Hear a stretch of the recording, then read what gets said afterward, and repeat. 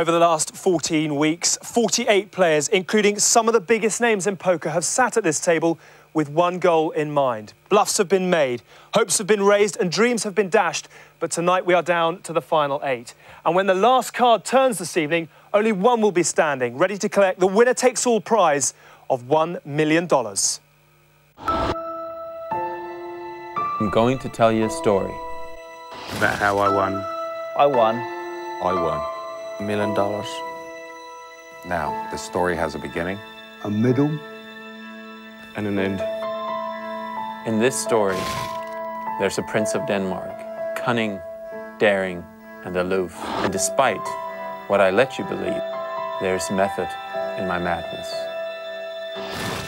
It's a story of how a new king for a new generation beat the best in the world after being saved by a queen or two. Form is temporary. Class is permanent. So, to be the best, you have to beat the best. Every time. This is all about a mobster from Hendon. I'm ready to show everyone who's the boss. Now it's time for the final hit. It's a gambler's tale about a shrewd and clever player who's always dangerous. It's the quiet ones that you've got to watch. There's a new man in town right now. The name's Broad, James Broad. This story is about a professor who is calm and experienced. I deduce the risk to maximize the opportunity. After all, it's a numbers game. This is no story, it's a dream about an average guy with a chip and a chair and a shot at $1 million. Whether my story is fact Or fiction. It's how I tell it. I tell my story. Of how I won. Of how I won $1 million. Well, the players arrived a short time ago, and names in the game don't get much bigger than these. First of all, the Professor, Howard Lederer. Online Cash King, Patrick Antonius. Brighton Football Club Chairman, Tony Bloom. WSOP winner, James Board, who's already won over $1 million this year. Second-time finalist, Barny Boatman. Newcomer Seth Webber, who sent Tom Dwan packing from the heats. And probably the biggest name in poker right now, Goose Hansen. In the 8th and final seat is qualifier Gary Peniket, who beat thousands of entrants to earn his place beside these greats. And all this can mean only one thing. It is the final of Poker Million 9. Good evening and welcome to what we hope will be an event to match the talent at the table. All that remains for me to do is to wish all the guys the very best of luck. It is time to shuffle up and deal. And your commentators this evening are Neil Channing and the voice of poker, Jessie May. Thanks, Alex. In seat number 1, in through the runners-up heat, he believes the Poker Million to be his destiny, South African Seth Webber. Seat number 2, his name synonymous with Poker Million lore. In from heat 3, the Lizard, Tony Bloom. In seat number 3, a hero of British poker, this is the format he knows, this the tournament he wants to win, Barny Boatman. In seat 4, only found out he was in this final a week ago, Birmingham's Gary Peniket. In seat 5, he's cold as ice and tough as tungsten, high-stakes player, Patrick Antonius. In seat 6, if it's down to form, this is the man, WSOP main event winner, James Board. In seat 7, 3 WPT titles to his name, the Philosopher King, the Great Dane, Gus Hansen. And in seat number 8, WPT and WSOP titles galore, the Professor, Howard Lederer. I mean, how great is this? 8 men have walked in, 1 will be left sitting with $1 million. This is the way poker is meant to be played, and I'm thrilled to be ringside with the great poker mind of Neil Channing. Well, thanks, Jesse. It was 10 years ago. It's hard to believe, I know. 10 years ago, we were watching the first live on television Poker Million final. The first time we'd seen hole cards. And two of these fellas were there, Barny Boatman and Tony Bloom. And 10 years later, they don't look a day older, do they? Both back at the final table. And for both of these guys, winning this title would mean everything to their poker career. Yeah, absolutely. Tony Bloom is a man who's been very successful in other forms of gambling. He's also been very successful in poker. He would probably say to you that this is really important to him. In terms of the money, it's probably meaningless. He's bought a football club just with some spare pocket change he found. But I'm sure that he's looking to win this tonight because he wants to get a big title. Cards are in the air. Look at this table. Hansen, Lederer. And the players starting with 300,000 in chips. Blind starting at 3 and 6,000. So it's from the get-go, Neil. There's stuff happening. Yeah, absolutely. And Howard Lederer has found one of those hands that you love to look at. 7-6 of hearts. In hearts, it always just looks even nicer, doesn't it? Oh, I thought it was 15 and 3. And sorry. That's okay. So I called. Yeah. Obviously, I think Lederer has gotten the chips wrong. He meant to raise, and it was an under raise. They've ruled it a call. So, right, is this nerves right off the start? Well, it's funny, isn't it? You know, the professor, you know, he's supposed to have analysed everything to the finest degree, and we're starting the blinds at 3,000, 6,000. He thought they were 1,500 and 3,000, and he intended to do a min raise, and so he's ended up calling, which means that Seth Webber has now got a cheap spot to come in from the small blind. And Tony Bloom, perhaps thinking to himself, what does that mean? You know, Howard wanted to do a min raise? Does that mean he hasn't got a very good hand, just trying to nick on the button as cheaply as possible? Tony's decided to find out straight away, put the pressure on. Yeah, it's not cheap anymore. He's raised it 14,000. It's interesting. I had a conversation with Tony just yesterday, and I said to him, how are you going to play in the early stages? He said, I'm not one of these blokes that likes to overrate these raggy aces. Straight in the first hand with the ace-9. One great decision for Mr. Bloom. First, so they just didn't want it to be like winner take all. Yeah. So they added like an extra 100. I think more than that, because 100 was for second and 50 third. Oh, okay.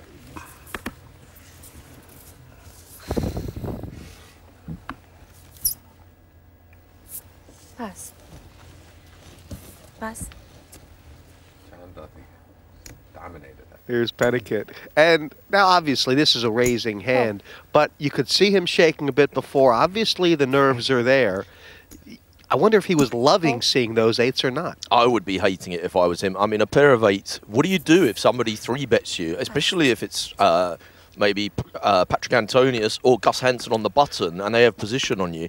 As it happens, Patrick Antonius has just called, I think, with a pair of 5s. So, which might scare him even more. And, you know, the great thing is, I mean, this is what every poker player dreams about, your Gary Peniket. Here you have a shot to win $1 million. All you got to do is one table. But then the reality sets in. Neil, you're sitting down, and on your left, Antonius, Hansen, Lederer. I mean, it's... Yeah, Gary Peniket may not have fared that well with the draw, don't you think? I mean...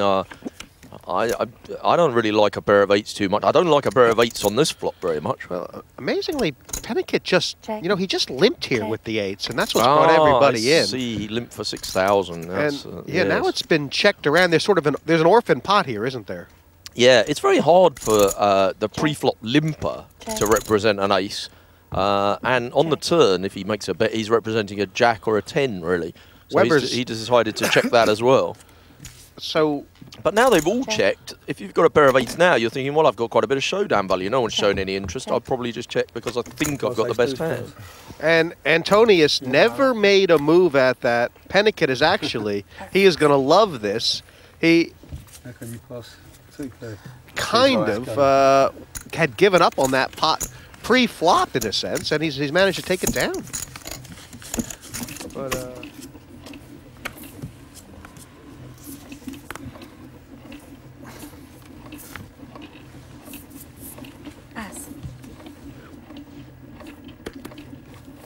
Pass. Pass.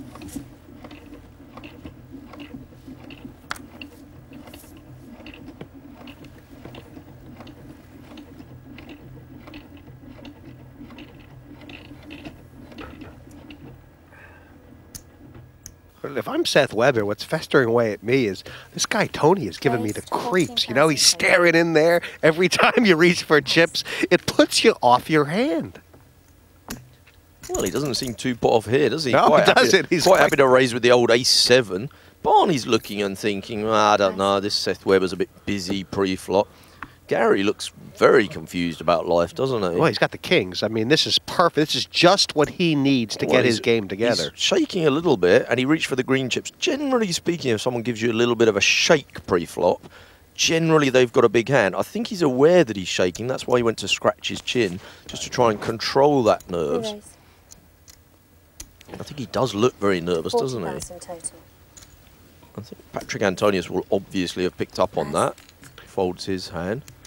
It's pretty sure Seth Weber would have noticed it as well. He's gone for a fairly small re-raise. That's about 26,000 more. Tempting, unless you have something like the ace-7. Yeah, the ace-7's an easy one to fold there. It's when you get a tempting one when you've got the 10-9 suited that it's interesting, because you can call in position with a kind of hand that's a bit easier to play post-flop. The ace-7, not such a good hand for that kind of thing. And for Gary Peniket now, back to par or nearly there, and that'll make him feel all right. Yeah, he's got to feel a lot happier now. He hasn't done a lot wrong so far. Just made one move that didn't really pay off and then went quite tight and finally got himself a big hand. I think that'll settle his nerves quite nicely. Just talking about, you know, what may happen in the future, the way Barney was looking at Seth Weber and now seeing him fold to the re-raise, I believe that Barney is going to make a light re-raise on Seth Weber, and Tony Blue might as well at some point in the future. That's their plan already. Yeah, I definitely agree with you on Barney there. I think that really is his plan, to try and do a bit more 3-betting pre-flop in this heat generally. But he might think that Seth Weber's the kind of guy who wants to do it again. He was very much concerned and talked to me about the hand that Seth Weber played with Tom Dwan, and I think he views Seth Weber as a real pre-flop player. Oh wow, we got action here. Now Howard's woken up and raised this early up, and the fact that this is the first time that Howard has raised so early, you know, has given Barney a lot of thought here with the ace-queen. Well, it's not so automatic. Yeah, Barney's in position. Well, he's just folded it. I'm kind of surprised at that. I thought in position he would at least call. Maybe he picked something up from Gary Peniket, because Gary, you know, was possibly just giving away that he was interested in the pot, and perhaps Barney just thought, do you know what, I haven't invested anything. Howard hardly ever raises. This is just a tough spot with ace-queen. Wow, the squeeze play. Board. No hand. Yeah, James Board definitely is one of the players that I thought would be doing a lot of pre-flop action in this particular heat. Howard Lederer, we think, will pass the 2-4s. Gary Peniket has a much more interesting situation, though. Yeah, but this is the classic squeeze play, right? This is almost old school. This is like 2003. Yeah, this is very much from the Dan Harrington school of poker. Somebody raises, someone else calls. If you re-raise, you put on the squeeze. The original raiser has a lot of trouble because he's still got the guy behind him. In this case, Gary Peniket. If you're Howard Lederer, you're like, well, I can't call because I don't know what Gary Peniket's going to do. And if Howard does fold, you would think it's easy to get through Gary Peniket, because if he had a big hand, why didn't he re-raise himself? And that's why Howard is thinking about this so much, right, Neil? He knows that James is capable of being very light here, and that Howard could win this with a big move. And there's money out there now. There's definitely plenty of money out there. And Howard showed in his heat that he was quite happy to shove in big amounts of money pre-flop in moves. He made one move, I remember, against Ross Boatman, where he put a lot of money in with a queen, with a king-jack suited against Ross. Don't know about that, but Howard's just called here. This is quite interesting. Yeah, I don't really like the call here. I think it's going to bring Gary in. I think Gary's going to say, well, it's 31,000. I'm getting 4-1. Well, he's decided to fold. There would be not much excuse there. I wouldn't really be upset with Gary if he decided to call there. I mean, Board's hating this. Board's hating this. And I don't think he's got the second pair, but can he fire here and risk going out? Well, it's kind of hard to put Howard on a king, isn't it? Howard's raised pre-flop and then just flat calls you. If he's got a king, he's going to have something like king, jack suited, king, queen suited. If he has a king worse than king, jack suited, he's probably not going to call pre-flop. In fact, he's not really supposed to call with king, jack suited. King Queen is pretty much the only king he can have. And I think James Board's thinking that if Howard had had Ace King, he would have re-raised him again pre-flop. If he'd had King Jack or worse, he'd have passed pre-flop. It's very hard for him to have a king there. Easy for James to pick it up. It was a chance for Lederer to be a hero, but it's James Boards who's looking strong and first level in the books now, Neil. James Board, the chip leader, and you have to say he deserves every ounce of it. The no cards and squeeze play getting through. Blinds will be going to 5 and 10,000 in a moment.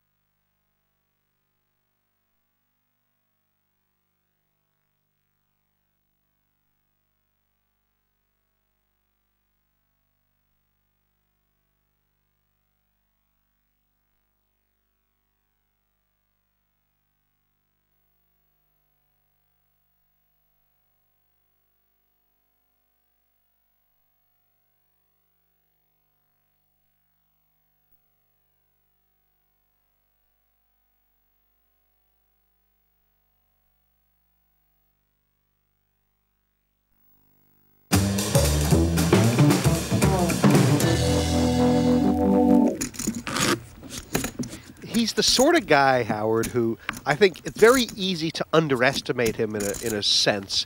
You know, people look at him as very old school, but the fact is he's won a bunch of WPT bracelets, the WSOP bracelets, successful in the highest cash games in the world for a long time. You cannot really underestimate him, can you? Yes. Yeah, he's definitely a very smart guy. He's been very successful in business as well as just in playing poker. And yeah, I think at the table, people tend to think of him as quite old school. He's actually quite a modern kind of player. He plays a lot of pre-flop, very aggressive. Tight aggressive, though. Doesn't enter many pots. When he enters them, he's quite happy to gamble all his chips. Is this open shove, as they say? Should he just stick them in? Well, he in the heat, when he got to the heads-up against Richard Ashby, he tended to keep the pots quite small. He made small stabbing raises in situations where I thought he might just shove the whole lot in, and that's what he's chosen to do here. And because of the winner-take-all nature of this, if Seth re-raises here, is Howard going anywhere? Well, Howard's got started this pot with 22 big blinds. If you speak to any of these maths whiz internet kids, they'll tell you that raising with the intention of folding from a 22 blind stack is pretty bad poker. But raising with the intention of calling your whole tournament with a pair of fours, where at best generally you're going to be in a race against two overcards, and at worst you're going to be up against a bigger pair, you're going to be 20% chance, is pretty messy. Look at the knocks on Weber. 7 deuce. The re-raise. Does Howard think he's capable of doing this? Well, it's kind of interesting, isn't it? Weber's got what we would say good leverage here. He bet 76,000. When he does that, he's asking Howard Lederer a question for his whole stack. The whole 217,000 that Howard started this hand with is on offer here. So for Seth to ask that question, it only costs him 76. If Howard gets it wrong, it costs him the 217. Yeah, but it's going to be so awkward. If Howard shoves here, I mean, Weber's going to be getting an unbelievable price on the call. He might have got himself in a real ugly pickle. Yeah, but he thinks that Howard's not going to have a hand here very often, and that if Howard has a stack of 200,000, the blinds are 5-10, he should just shove all in if he's got a hand he wants to be committed with. He's saying to himself, when Howard just raises small like that, he must just have a hand he's not really interested in gambling his whole tournament with, so I'm going to take advantage of that. Look at those eyebrows. And this is the second time Howard's had a crucial decision with the 2 4s. Neil, does he need to make this one right? And how easy is it? Well, what Howard knows here, he's done it! He's going all in. What Howard knows here, though, is that he's got very little fold equity. He's just saying to himself, okay, I've put money in. I'm going to gamble with the guy. It's going to be a race a lot of the time.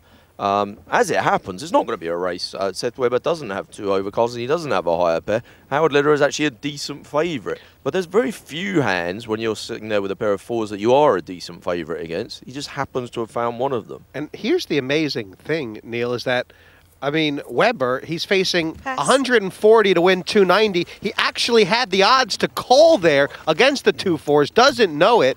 And Lederer, well, he's not going to be far off the chip lead. Yeah, against the range of hands that Howard's going to have in that spot, I don't think he does really have the odds. I think Seth made the correct fold. Obviously, we can see he's got 7 deuce, and we can see that Howard's only got a pair of 4s. But I don't mind the way Seth played that. He had good gearage on his money, good leverage. It just didn't quite work out. And no sweat, nothing. Hi, I'm Howard Lederer from Las Vegas, Nevada. This is really cool being able to play on live TV, to be able to play for $1 million. And it's you know, fun that I'm doing it for a second time. I've played for $1 million before in many tournaments. This is nothing new to me. So I don't think playing for that kind of money is going to affect my play. It all comes down to the chips. The great thing about the final here is it's winner take all. So you have to get all the chips in your stack or you finish last. Well, I'm going to be wary of everyone at this table. Obviously, Patrick and Gus come to mind. You know, Barney's a very experienced player. I won't be sleeping on Tony Bloom. I mean, he has a tremendous tournament record. So this is a stack final table. It's going to be a lot of fun.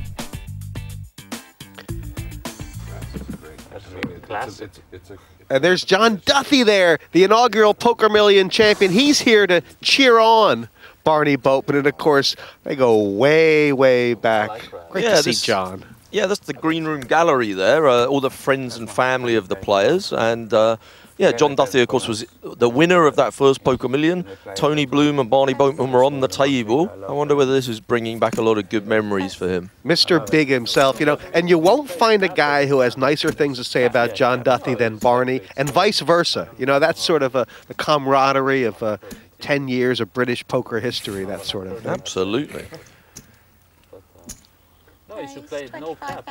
John Duthie in Patrick Antonius' heat in this Poker Million. And as I was saying before, it was, you know, for a while it looked like Duthie was gonna be at that this final table. And yeah, they tangled in a few pots. I remember one particular bluff that Patrick did. John said to me afterwards, "Oh, I knew he was bluffing. I so nearly pulled the trigger." With an ace high or something like that, yeah. Gus has raised this up to 25,000, and you know it's the kind of thing where does he know what he's doing? Well, a couple of times Seth Weber has paused for quite a while, either on the button or the cutoff with a hand. He had an ace deuce earlier. He thought for a while and then decided against it. He had an ace 7 and he went for it. Now he's got an ace-8, he threw it away. I think he's definitely thinking, if I've got an ace in late position, card elimination tells me they're less likely to have one. He might be thinking that's the kind of situation to make a move. He didn't do it that time. Neil, Gary Peniket, though, you he told is me thinking something about it. Yeah, you told me something about Peniket earlier. You said that he feels like he knows the moves to make. He just hopes he can make them in the heat of battle. And perhaps this is one chance. A lot of guys in a $1 sit and go would have shoved on Gus. Yeah, well, you know, Gus has started the hand with almost 250,000. Gary's got 271. It is a life or death, really, for both of them. If they get it all in here, it's basically, if it goes wrong for Gary, that's his tournament, really. So it is tough. He's got a nice hand, and he's got money invested. He's getting some odds, so he chooses to call.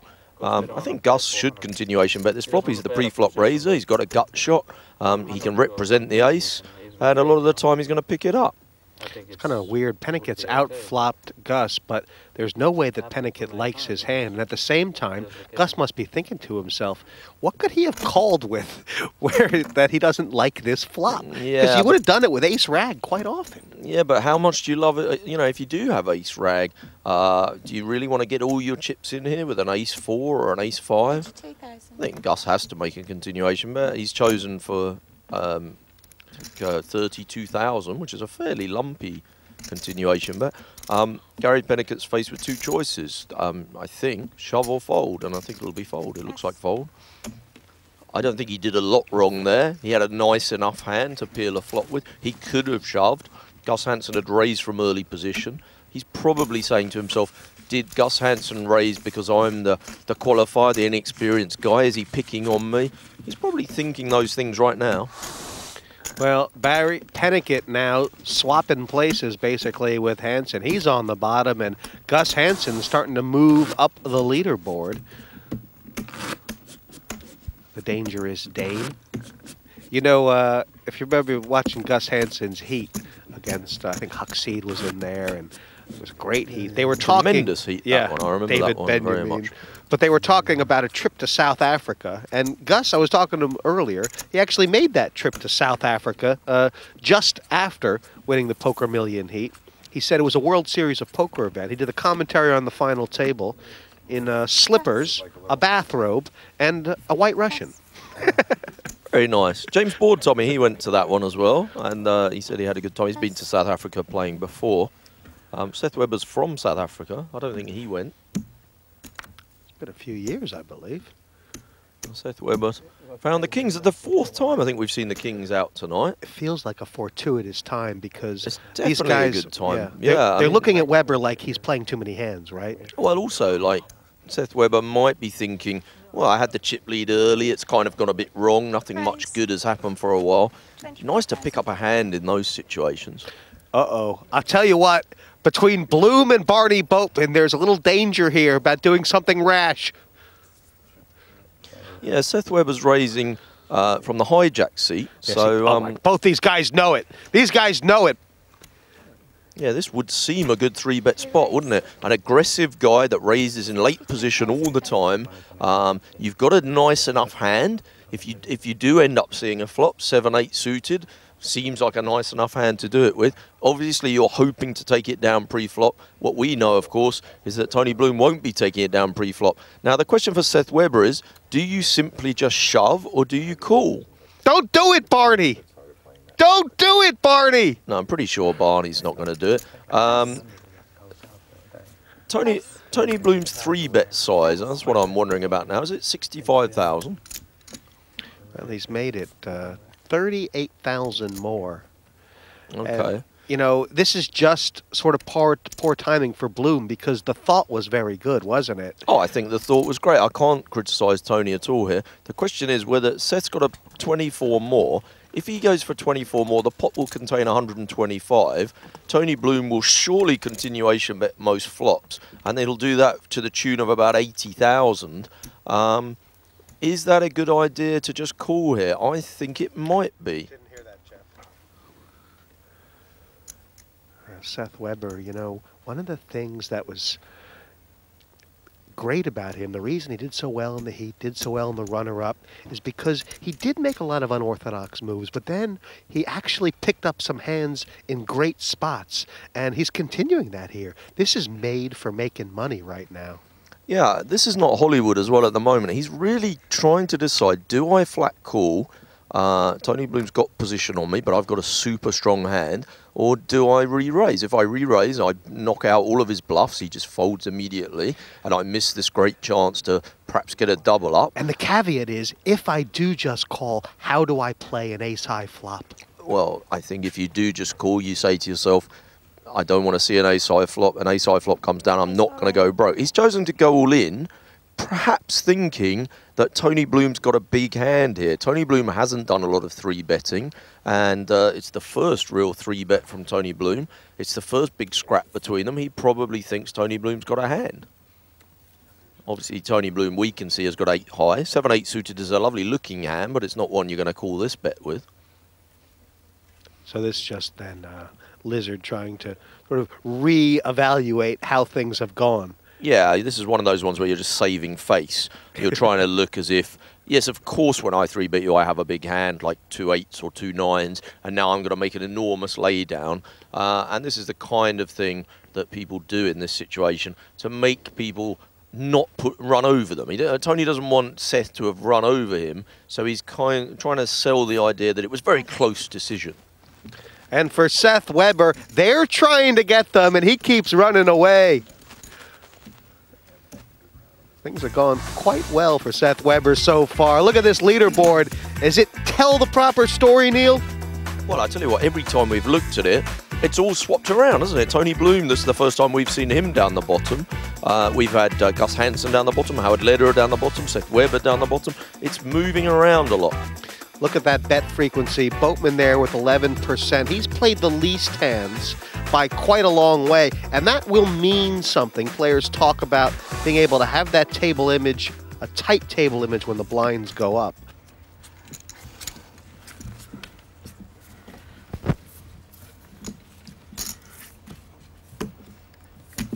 Seth.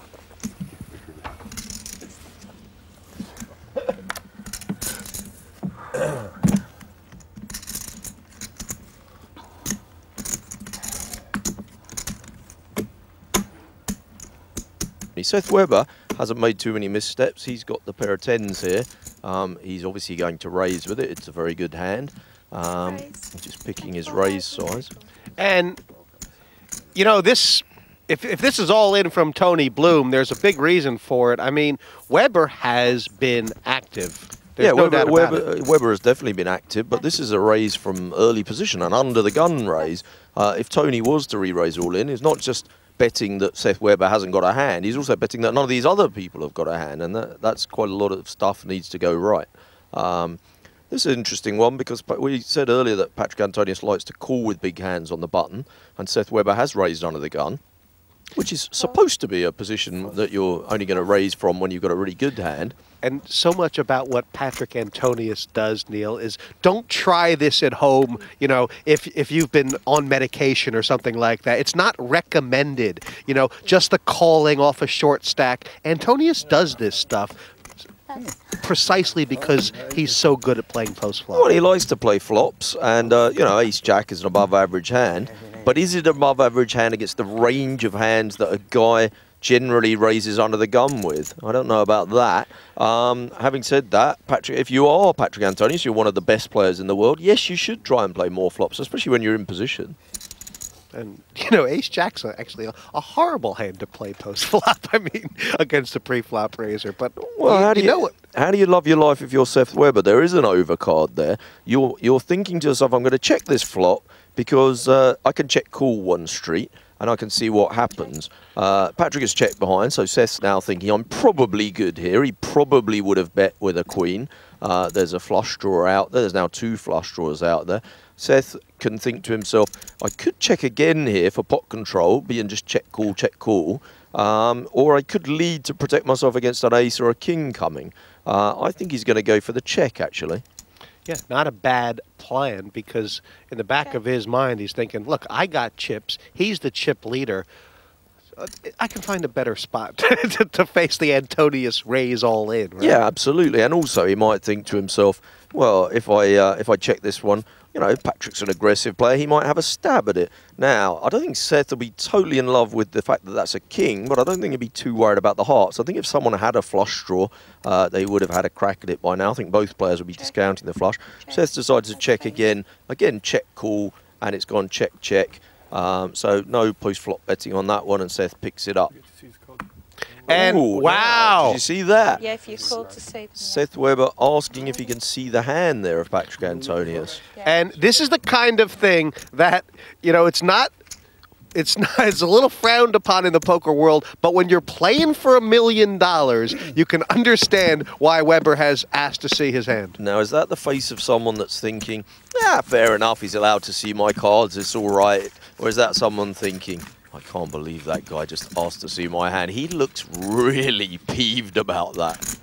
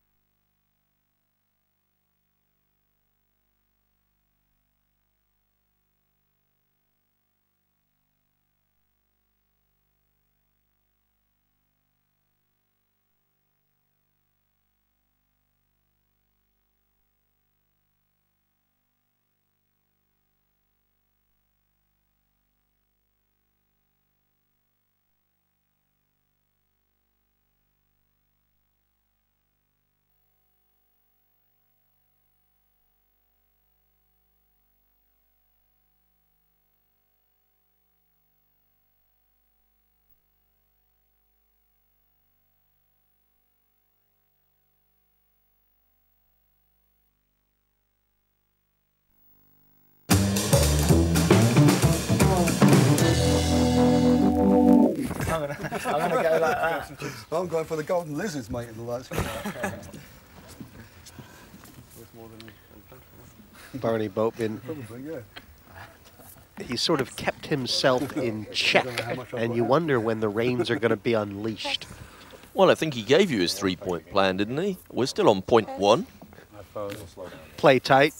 What was point 2, Jesse? Go mad. Okay, probably coming quite soon, but not quite yet.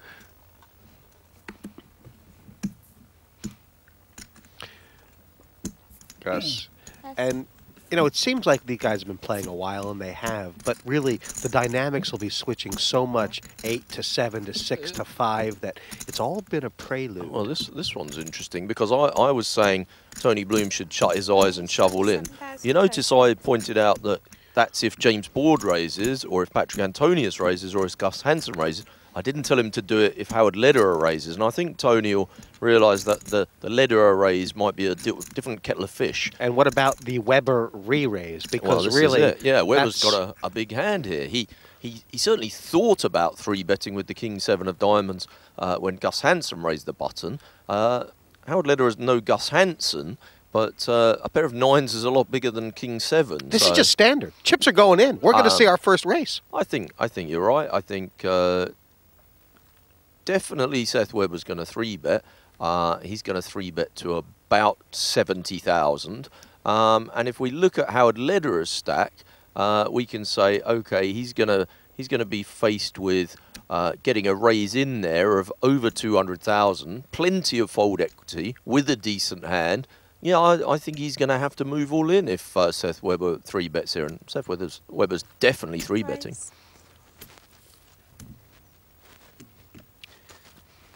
You don't love this spot with ace-jack, but in some ways you're handcuffed.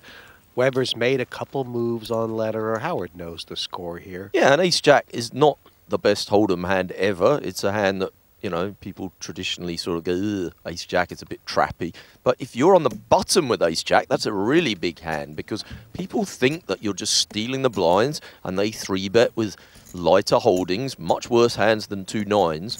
And ace-jack can often be way ahead of the kind of hands that young kids like Seth Weber are 3-betting with. Give me an argument for something besides the move all in here from Howard. What could he do? Could he call? Could he pass? I'd rather fold than call. I think calling would be horrible. I would hate that. Although he's got position, there just isn't enough money in these stacks to make calling an option for me. I didn't really like Howard's call earlier with a pair of 4s. If he calls here with an ace-jack, I'm going to be really thinking, you know, Howard's having an off day. I think he's going to stick the money in. Howard's one of those guys, as he says, playing for $1 million, nothing new to him. All in. And he's gone all in. Yep. Well, I think Seth's going to have to call because he's done a lot of 3-betting, and he's going to look at he's just going to look at the maths of it, isn't he? There's 338 in the pot. It's 174 to call. He's getting 2 to 1. A lot of the time, he's going to be faced with a hand like maybe ace-jack, but certainly ace-queen, ace-king. Some of the time, he's going to be faced with a pair. Some of those pairs are going to be like 8s and 7s, where he's a big favourite. Well, complicate that decision with the fact that this is it. This is for $1 million. Yeah, but then you can also say, Seth Weber, this isn't his whole tournament. Okay, it's not great if he loses this one. It's a big hole in his stack, but he's still in there fighting with some chips. Jeez, look how calm he is. Look at his heartbeat. It's going down. Generally speaking, when someone's got a heartbeat under 100, it's because they're folding. They're not too excited because they know in their heart already that they're throwing this away. I don't know. I thought he looked like he was definitely going to call. Howard Lederer looks really happy. I think when you shove it all in with ace-jack, you kind of, as long as you don't hear the words, I call immediately, you think, well, at least I've got a fighting chance here. I think Howard's going to be kind of surprised that Seth's got as big a hand as 2 nines when these go on their back. And I'm sure they will. I'm really sure Seth's going to call this one. Well, it is winner takes all, Neil. I mean, and I actually think this would be a really big mistake if Seth folds this hand. If you're going to 3-bet with a pair of 9s with the intention of folding when you get shoved on, you basically might as well have 7 deuce. There's you know, Howard was never really going to call this bet. He was either going to go all in or fold. And if he's going to go all in or fold, you really might as well have 7 deuce if you're going to do it. And it's a waste of a pair of 9s if you 3-bet and then just throw them away. Well, he's already done it with 7 deuce. We saw Weber do that earlier against Lederer. And the only thing you can think is that Weber has watched Lederer. Well, there's certainly plenty of evidence to watch Lederer. The body language is looking like a fold now, but he just reckons that Howard's so tight. And that's a mistake. The money don't say it. And as we can see, he's a 56% chance he's getting 2 to 1. Let's think about the range of hands that Howard can have. 2 high cards, ace-jack, ace-queen, ace-king, where we can see Seth's a 56% favourite. He can have a pair, 7s or 8s. Seth would be an 80% favourite. He could have a pair, 10s, jacks, queens, kings, aces.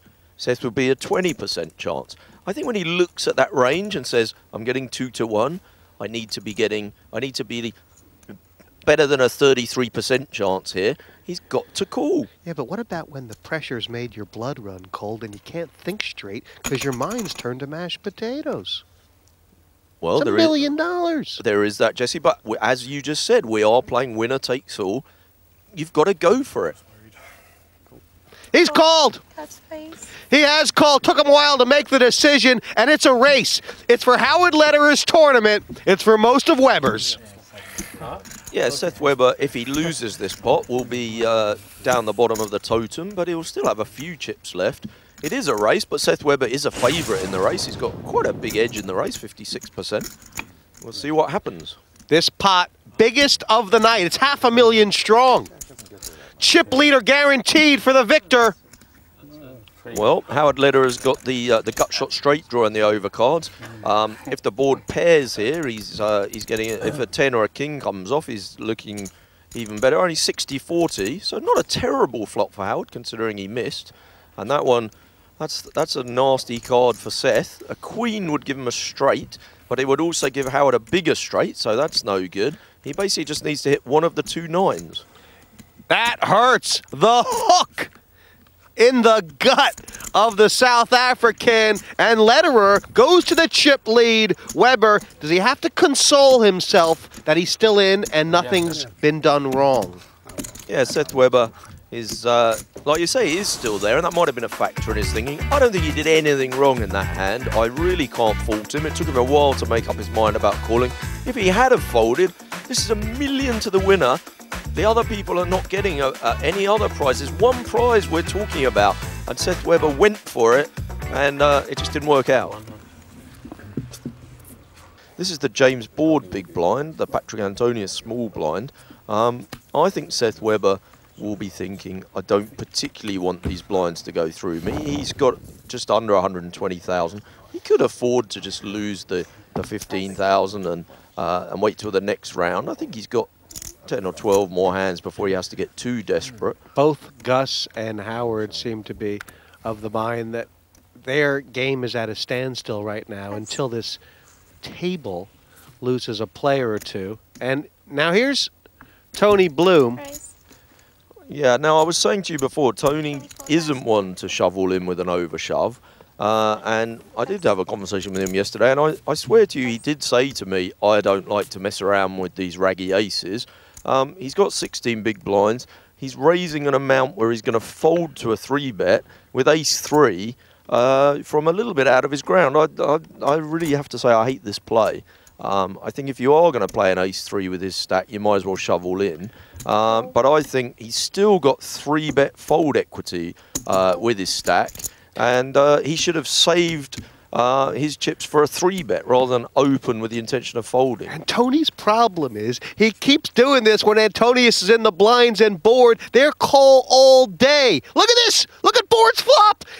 This is going to backfire on Antonius. Board's got the straight. Yeah, Patrick Antonius flops top pair, top kicker, backdoor nut flush draw. James Board flops the straight. He's flopped the joint. Tony Bloom's going to get away quite cheaply. Must be nice. Patrick Antonius really has to bet this one because there's a whole load of messy cards that can come up. Lots of middly cards he won't want to see. Lots of picture cards he won't want to see. He has to bet. James Board going for the full Hollywood treatment. Look, he's bouncing like a baby ball right now. It's a very tough spot. I have to scratch my face. I'm very nervous. I'm not sure what to do. He's going to flat call because if he flat calls, he'll think to himself that he's possibly setting up Tony Bloom to shove all in.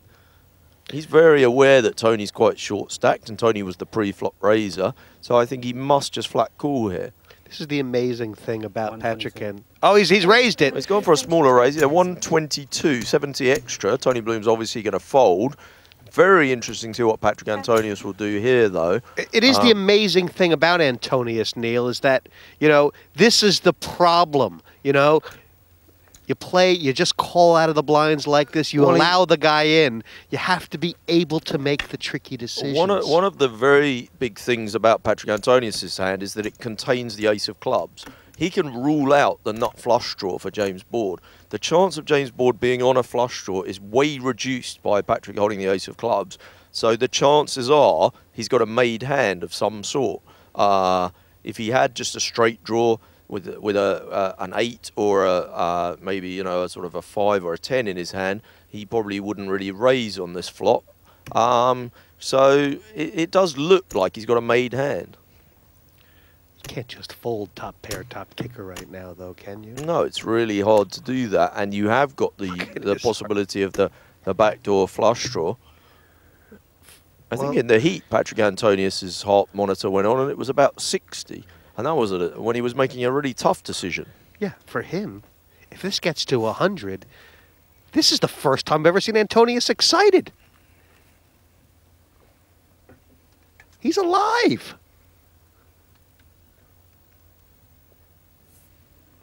Is he capable of making a monster fold right now? Well, he went back for his cards again there to have another look, which suggests to me like he might be folding, but I don't know.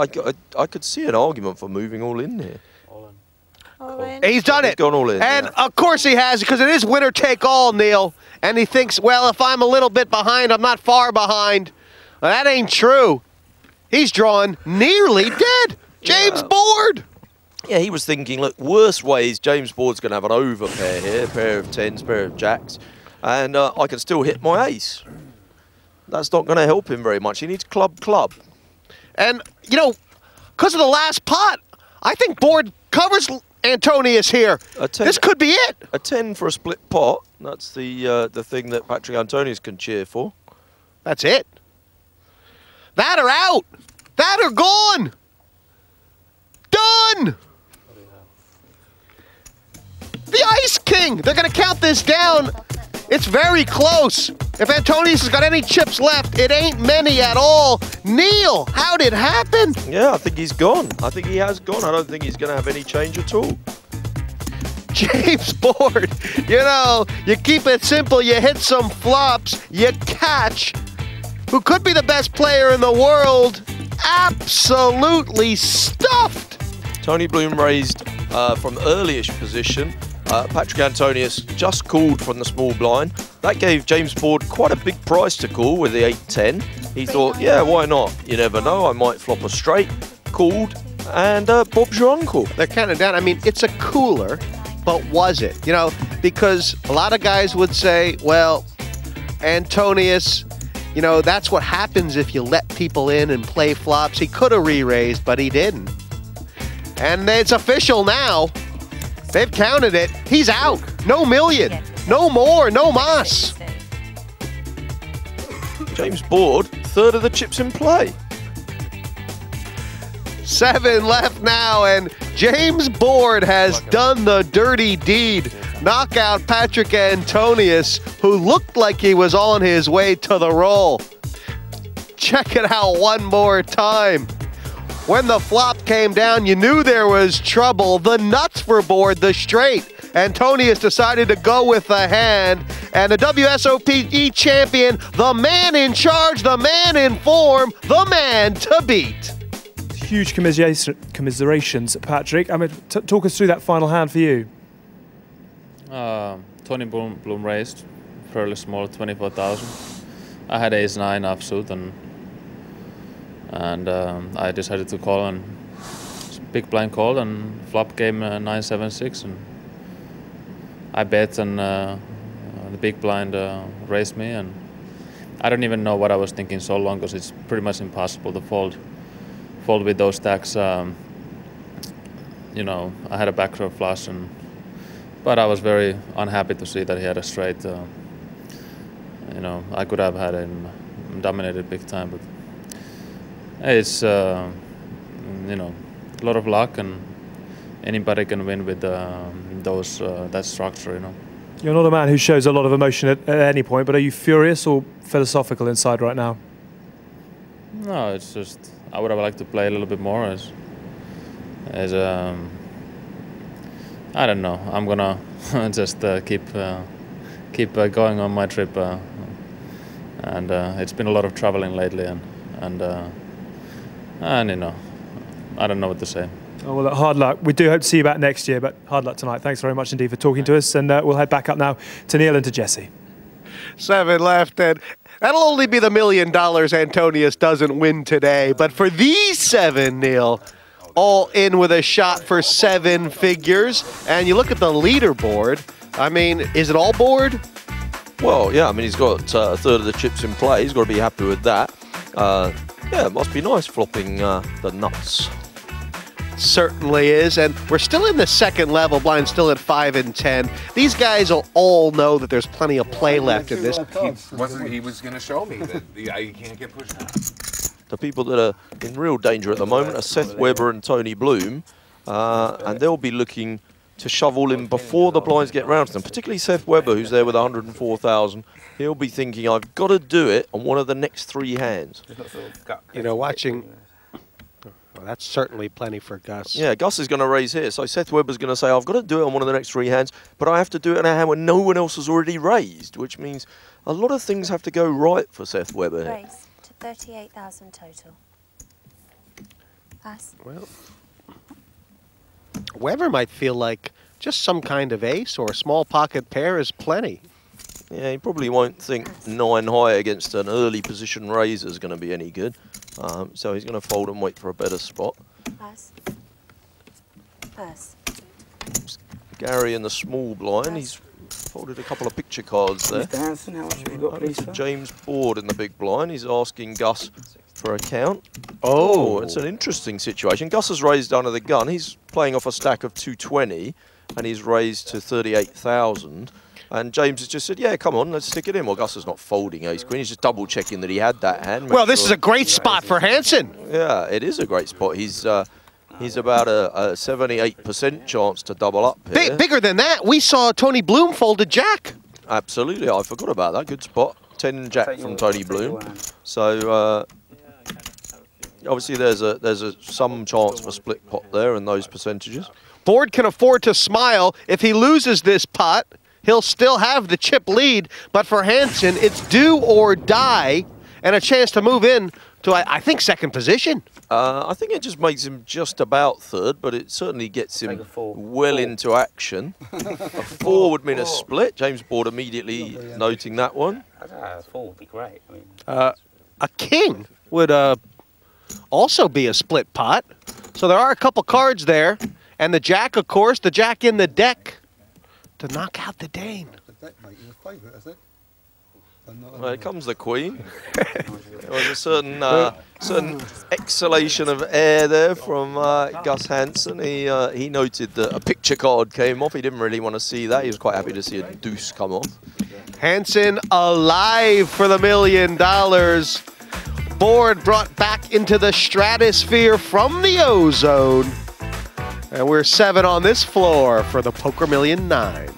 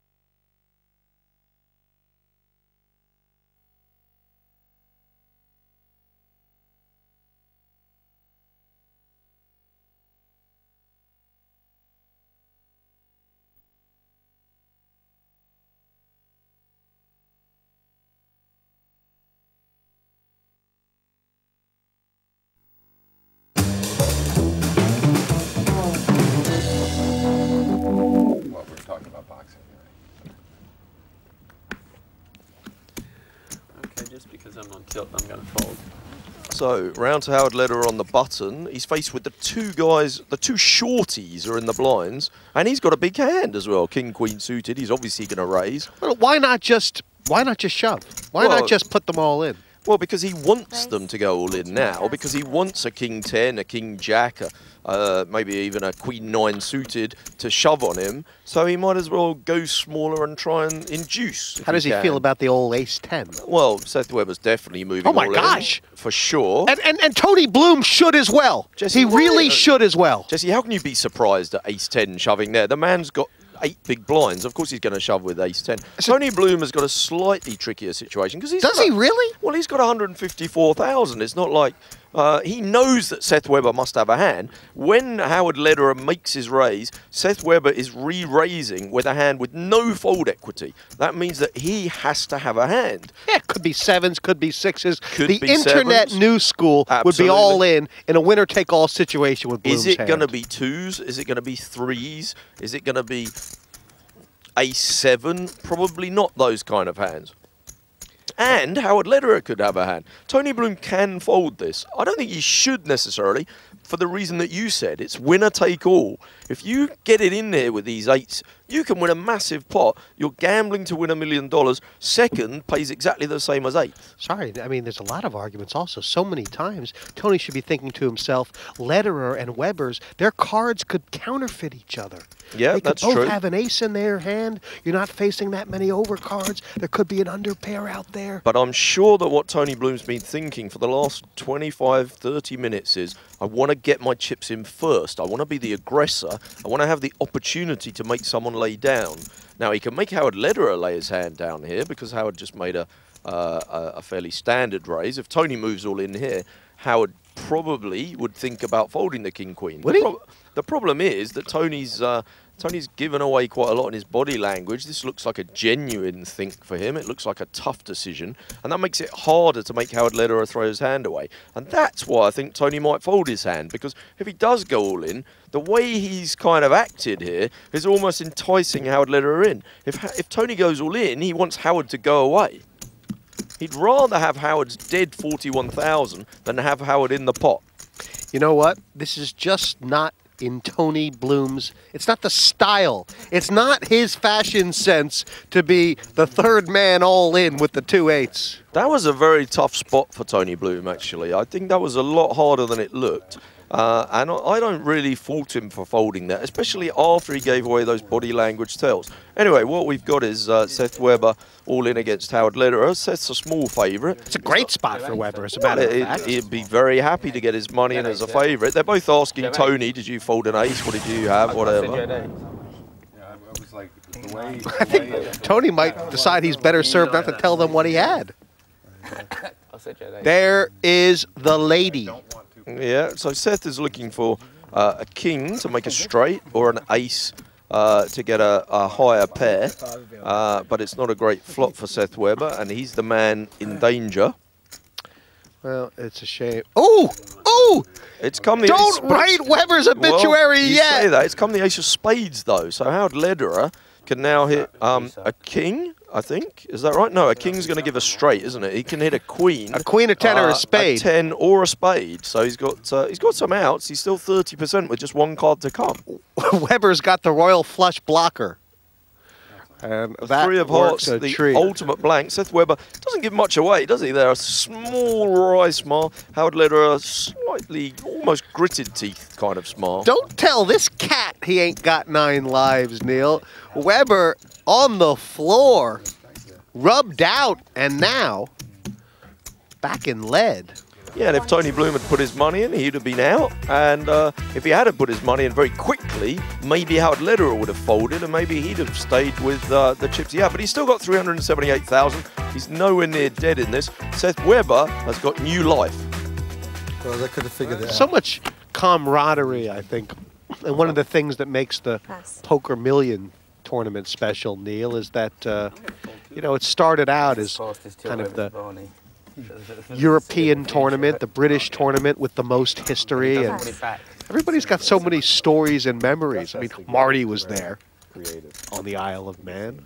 Yeah, I remember that tournament on the Isle of Man, but I also remember there were a lot of, you know, you're saying it's very much a European. That was a lot of Americans over. That was one of the first times we saw people like Phil Hellmuth and Johnny Chan coming over to Europe for a big tournament, and really, you know, a great chance for the English guys to play against the best players in the world. I remember Chris Ferguson, Jesus. There was just after he had won the World Series of Poker. He came over as the champion, and as you mentioned,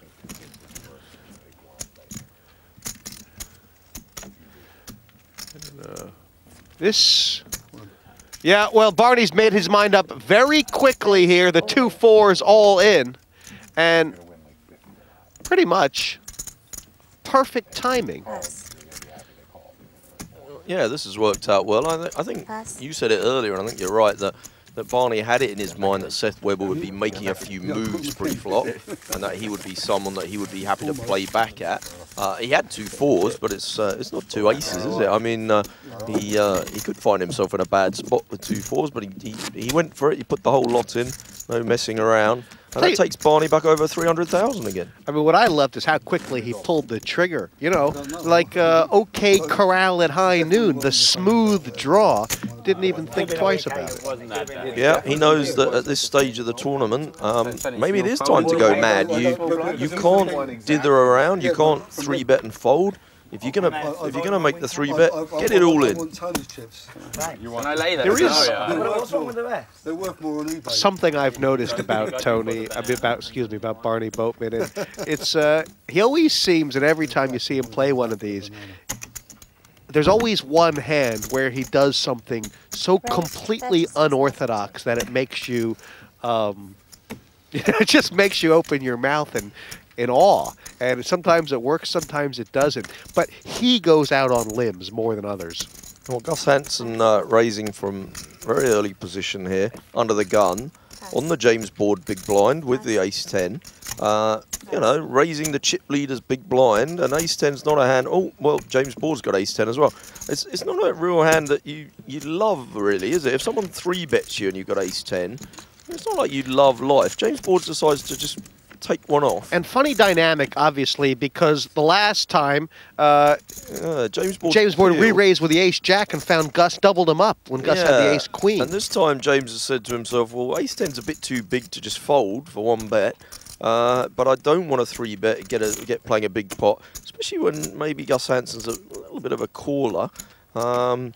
The flops come ace high though, and it's going to be quite interesting because if Gus Hansen bets kind of 44,000 and James board shoves all in, is Gus Hansen going to be able to fold his hand? I think he probably is, because he's going to have 300,000 left, and he's going to say, "What do I want to see here? You know, I could be in big trouble." But having said that, he might say, "Well, it's a pretty draw-heavy board. He could have a straight draw, a flush draw."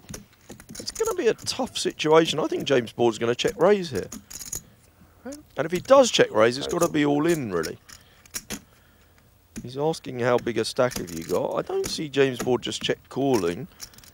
If he does check raise, he's pot committing himself. Even if he check raises to 110,000, he's pretty much pot committing himself. But it's tricky, Neil. I mean, if James board does go all in. Well, he's gone for the small re-raise, the small check raise, which actually says to Gus Hansen, if you go all in here, you're the man with the fold equity. I could fold.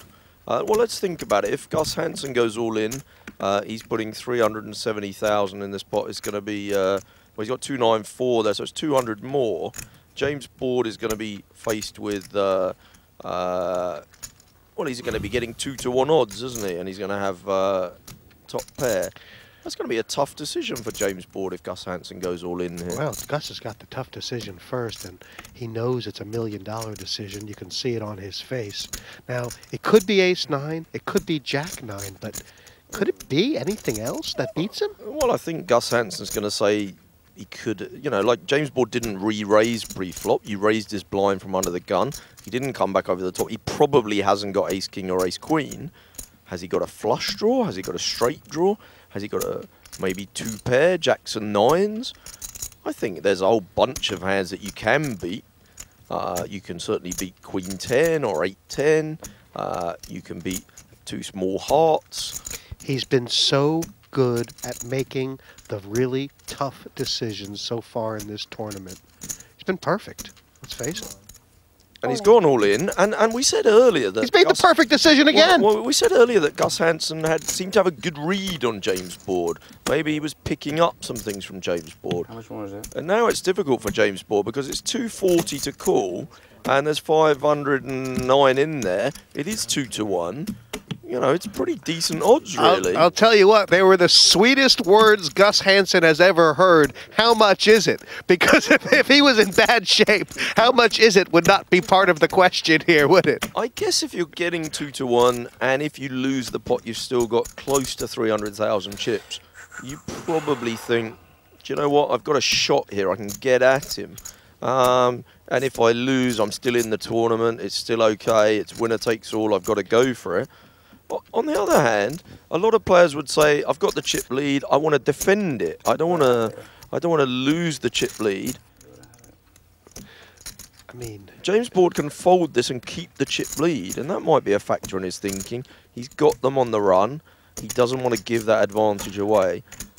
Not just now, but, you know, this ain't fooled anymore. Board knows he's either, you know, flipping or way, way behind. There's just nothing else to it, right? Yeah, and I think, actually, this is the reason that I don't really like the size of James Board's raise here. When he check-raised, I thought he'd have been better to check-raise all in and make Gus Hansen answer the question. Obviously, if Gus Hansen had a big hand, he was going to be, you know, losing his money. But he made that check-raise, and now he's given himself a really tough decision. It is a tough decision, this.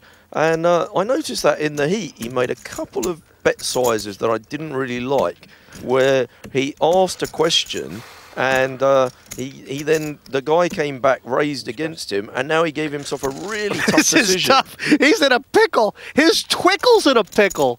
It is a tough decision, though. I'd really hate to be in James Board's shoes here. This is a really nasty spot he's got himself into. And one of the things I think that's defined James Board in the World Series of Poker Europe, in the Poker Million, from everything I've seen, is that he plays in a great way to keep himself out of tough decisions. This one, though, can't be avoided. Value, right?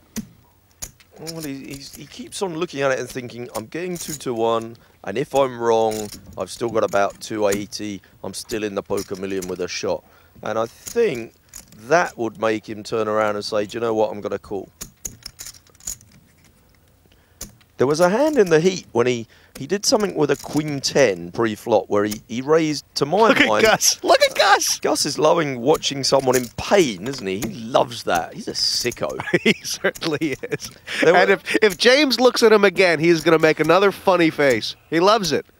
I think against David Benjamin. Wasn't he licking his lips when David Benjamin was in the stew pot? I remember that one. Yeah, I was just going to say, I remember a hand from the heat where James Board... He made too big a raise pre-flop with a Queen 10, and he got himself into a tricky situation where if he'd have just made a smaller raise, he could have easily folded. And he's got himself into a tricky situation here with his bet sizing, and he's probably going to come to the same conclusion as he did with that Queen 10 of saying, well, I've got myself into this spot, I guess I have to call. I think that's what he's going to say. He looks like a man now who's playing for $1 million, doesn't he? I think it's finally hit home. He's not really going to get many tells off of Gus Hansen. I don't think there's much point looking at Gus Hansen for tells. And, you know, no matter how hard you think about it, it is very simple as to what you said. I mean... What's your total balance, Gus? 241. I thought that was... It's a great price. It's a great price and a horrible hand to have for this price. That's all there is to it. And... I mean, the thing he knows for sure, right, Neil, is Gus does not have ace-8, ace-7, ace-6, ace-5. It's just he doesn't show up with that here. Yeah, he shouldn't do, really. And those are the hands that he's dominating. So a lot of the times when he is leading with this ace-10, he's going to be up against hands like Queen 10 or a flush draw, where he's not like an enormous favourite. And when he's behind, he's crushed. As it turns out, he's... splitting this pot 95% of the time, but it's not about that. And it ain't getting any easier.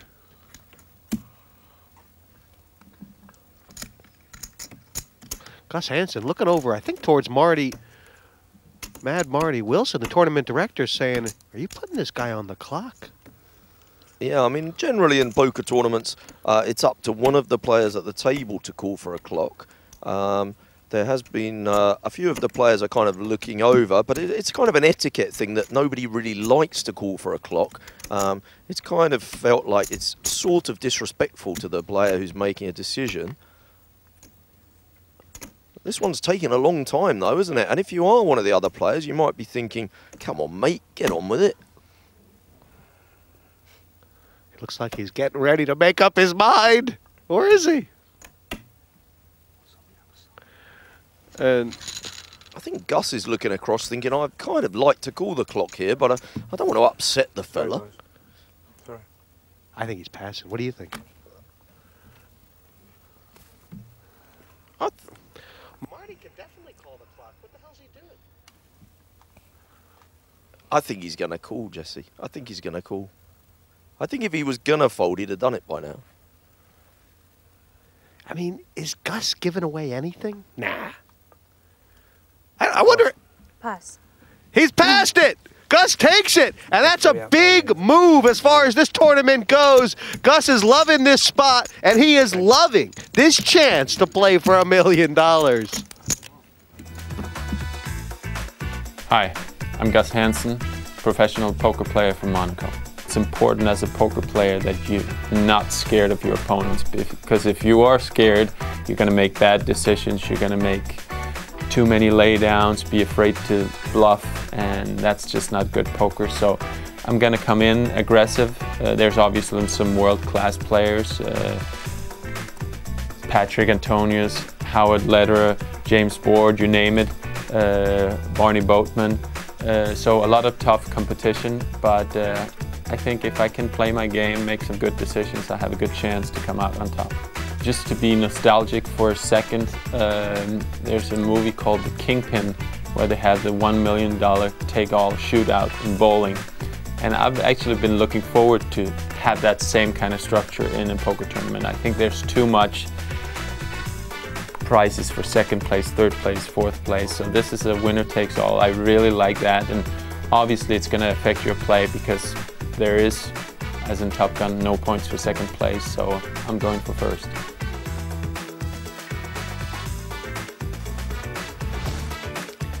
It's ominous. It's looming. It's Hansen with $500,000, Neil. Yeah, he's looking good, isn't he? He looks, he's a class player. I think he's playing so well and with such a lot of confidence this year. Yeah, there's 7, but how many are there really? There's $1 million for first, and for second, it's nothing but a walk out.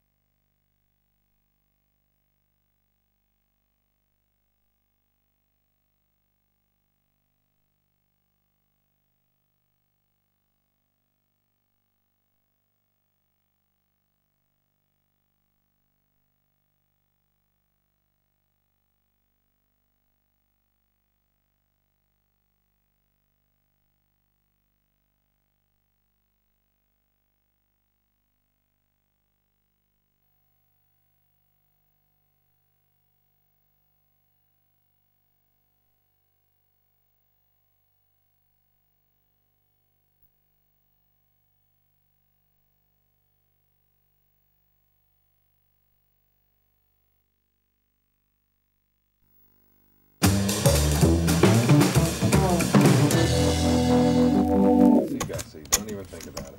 Oh, I'm thinking about it for sure. Thinking about it for sure.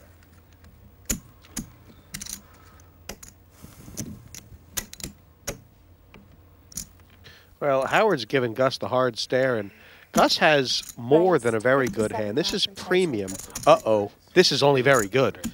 Yeah, well, this is blind on blind, and these hands look much bigger when it's blind on blind. The only thing that could possibly stop the chips going in pre-flop is the depth of the stacks. If these two both had sort of 250, I'm sure the money would already be all in. But these boys have got a bit more money than that. Howard Lederer has got nearly 400,000. Do you want to get the whole lot in? On the times when you get it all in and you're called, how good does ace-8 look? That's the question he's got to ask himself. Having said that, when you look at your hand, blind on blind with Gus Hansen, and you're in position and he raises you and you find that you got 8-8 suited, it feels like you've got the best hand. Kind of feel like Howard Lederer might be the only player at this table who actually believes that Gus has been playing as tight as he has. I still think, though, with this hand, he's going to go all in. I mean, it's a big hand, and if he raises without going all in... He has gone all in. And Gus now with the gulp. Well, I think Gus has got to call, hasn't he? Ace-Jack, blind on blind, is a big hand. If Gus gets this wrong, I say if he calls and loses the pot, not necessarily getting it wrong, he's going to be left with 116,000. So he's not totally dead, but it will mean a big chunk and a big dent to his tournament. But Ace-Jack is just such a big hand. He knows that Howard can do this with lots of pairs. And don't forget, Gus is getting odds now. It's 321 to call. He's getting not quite 6 to 4, but he's getting the right price against a pair of 5s or 6s. And he can easily be up against Ace-10 or Ace-9. His question that's going on in his mind is Howard Lederer doing this with Ace-5, Ace-6, Ace-7? Is he doing it with King-Jack? Is he doing it with King-10? The hands I'm in good shape against. Does he do it with those? And possibly he feels that the Professor, who's kind of got a tight conservative image, doesn't do it with those hands. And that means that it's hard for him to be a big favourite. These guys know each other pretty well. You could say this is just a cooler, but now it doesn't look like that. And well, I think Gus is going to call. I think he's going to look at the range of hands. He's going to say, well, the range is not as wide with Howard as it might be with Seth maybe, Seth Weber, or possibly, you know, if it was Patrick Antonius sitting there. But he's still going to say Ace-Jack is a pretty strong hand, blind on blind, and I've still got chips left if I get this wrong. Well, he's not looking at Howard, but, I mean, if you do look at Howard, he doesn't exactly look like a guy who's got to, I mean, I don't know what a guy who's got 2 aces look like, but Howard looks pretty interested right now, doesn't he? He doesn't exactly look like he's sitting on 3 pillows. Well, the other thing is that we've listened to all these interviews, and Gus Hansen has said a couple of times now, I'm here for the win. There's no prize for coming second. I want to win. And it's situations like this where you can gamble and get a big stack, and you know you could be in really good shape. This is sort of an indicative one of where gambling for the win is a good spot for that kind of thing. If you're coming here today trying to win and not caring if you get knocked out, it's situations like this that you should be grasping. And that's why I think Gus is going to call. 7 players left? There's 1 prize, Jesse. I think he's going to shrug his shoulders and put the money in.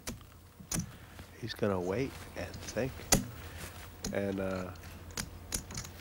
I like Howard's move, by the way, here. I don't think he's done anything wrong. I mean, we can see that he's got a way worse hand than Gus Hansen. But look how much he's getting Gus Hansen at it. Gus Hansen's really being put through the ringer. He may fold.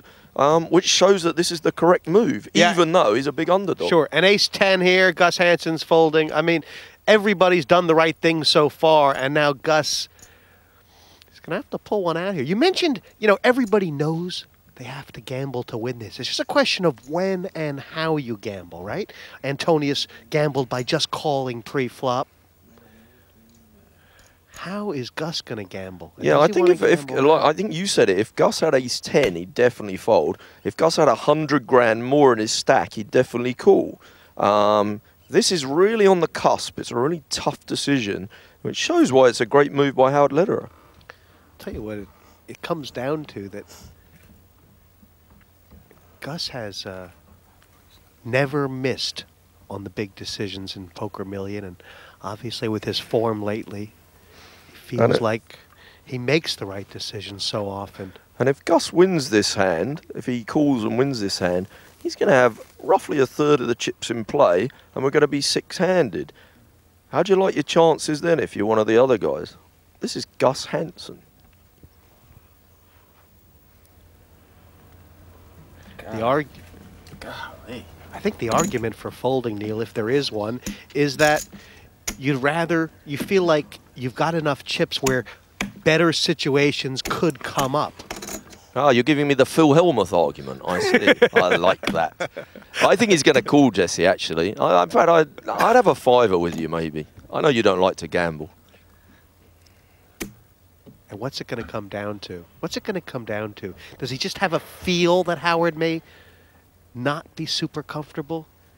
Is Ace-Jack just too strong? Is it just too automatic? Do you think Howard doesn't look comfortable? I can't really. Personally, I'm. You know, people talk about tells all the time. I don't think he's given much away here. No, I mean, he's a pro. Of course he's not giving anything away, but he is shifting a bit uncomfortably in his seat. I mean, he does look a bit pressed out. Actually, I mean, I sat in these seats for a while in my heat. They're not the most comfortable. I mean, he looks a little bit frozen to me. I don't know. He does that. I think this is his standard look, actually. Well, but mind you, I don't know. I've mean, played with Howard quite a bit. If he takes his fist away from his head, what's going to happen? Oh, he looks like he's going to fold, doesn't he? Wow. He suddenly, did he say this would be a very bad laydown or this would be a very bad call? I didn't He quite does catch these it. things. He does these things. He's just trying to get... He honestly doesn't know. I'm going to call. Call. There, he did call. He did call. Wow, he's gotten it right again. And Howard doesn't look too happy He got it about right it. again. Well, he has got the diamonds. There are 3/8 left in the deck. He is 30% Howard, but if he doesn't win this showdown, he will be leaving us. Look at this pot. 7, 5, 6. Lederer is all in. He's been all in before. This one he needs bad. James Board folded an 8 earlier on. Well, that's opened up some split pots here, but anything but the 8 right now, and Hansen will feel happy enough. Yep, the paired board gives us some split chances. We can see 23% of the time it's going to be a split pot. The turn, an eternity.